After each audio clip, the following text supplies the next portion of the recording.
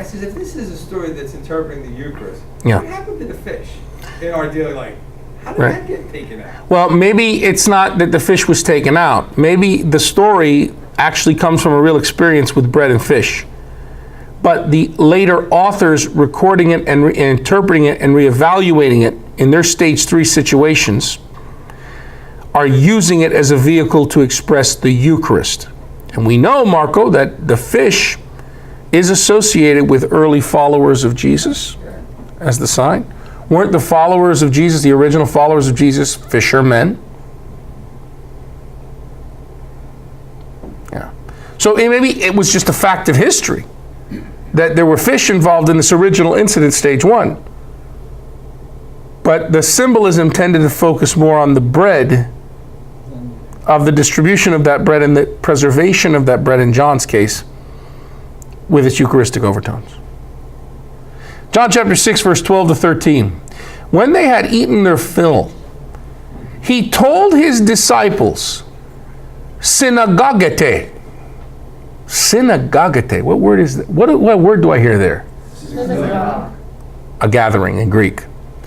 Synagein.Ta klasmata. Gather up the fragments left over, that hinameti apolitai, nothing may be lost. So they synagogon and filled 12 baskets with klasmaton from the 5 barley loaves left by those who had eaten. Here the Johannine Jesus commands his disciples again. Scholars like Francis J. Maloney believe Eucharistic language colors this command as well. The Didache, First Clement, that's written in the 90s, folks, of the 1st century, that document. That document is extremely early from the Roman Jesus group. One Clement. First Clement. John had not yet been written in its final form. 2 Peter would be 25 years later, possibly. So would Jude. Okay, so some of our canonical New Testament works had not yet been written by the time First Clement had been written. Ignatius of Antioch's letter to Polycarp, before 115 Common Era, all use the Greek verb synagein to speak of the gathering of the faithful for Eucharist. Notice that's around the same time John is written. Ta klasmata is the term used in the Didache for Eucharistic fragments. The Johannine Jesus has fed a vast multitude in a way that recalls the Christian celebration of the Eucharist. And this feeding takes place at Passover time, which celebrates the Exodus gift of manna in the wilderness. Right?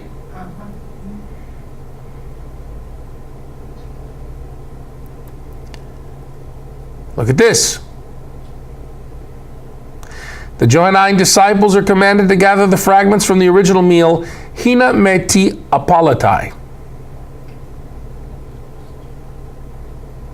The Passover and Eucharist blend as the practice of the Exodus people of God is recalled. The Israelites gathered the manna every day, eating till they had their fill.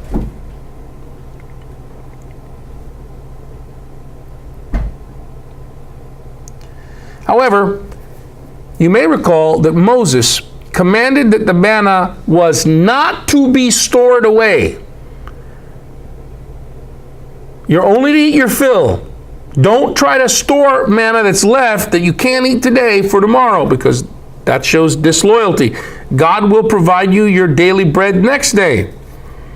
Any manna that was hidden away rotted and perished. But the Johannine Jesus' gift to people who come to him in search of bread must not be lost. And the disciples are to see to its preservation. Folks, what's being implied here?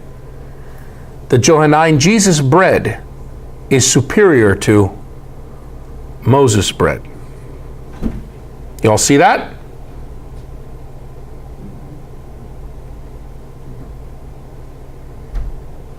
And notice there's a commissioning going on. The disciples are commissioned to care for this bread, are they not?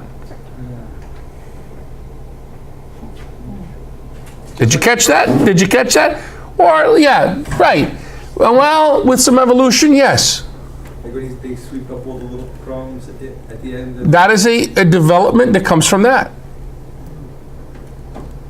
So you don't throw them out. An abundance of klasmata is still available. John chapter 6, verse 13. So they gathered them up, synagogon, and filled 12 baskets with klasmaton, fragments, from the 5 barley loaves, left by those who had eaten. Unlike the manna given by the patron God of Israel through the broker Moses to the client Israel in the wilderness in Exodus 16,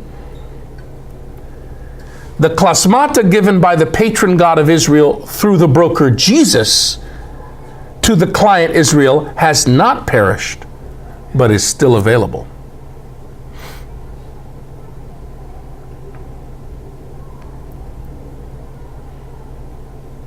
Much that happened in the wilderness of Israel in Exodus chapter 16 is therefore repeated by the lake in John chapter 6, verses 1 to 13. Do we agree? Do we see that? But there are some important messianist developments of this ancient Israelite tradition. The traditional number of 12 baskets, recall the 12 tribes of Israel, one for each of the constellations in the zodiac of the ecliptic path of the sun, a complete and cosmic number.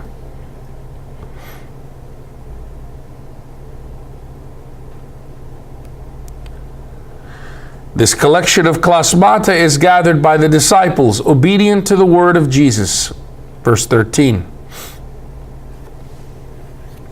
These disciples are commissioned, therefore, to care for the klasmata, that they may be available for later believers, members of the Johannine Jesus group, wishing to share from the bread that Jesus distributed on the occasion of the Feast of Passover.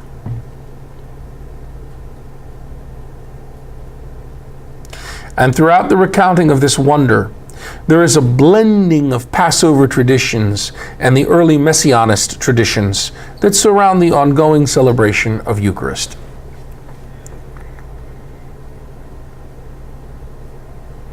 Hey, thanks for watching. Just continue the playlist for the next part of the study. If you have further questions, this is good. They will get addressed, so keep watching. If you found value, please subscribe, like, and share.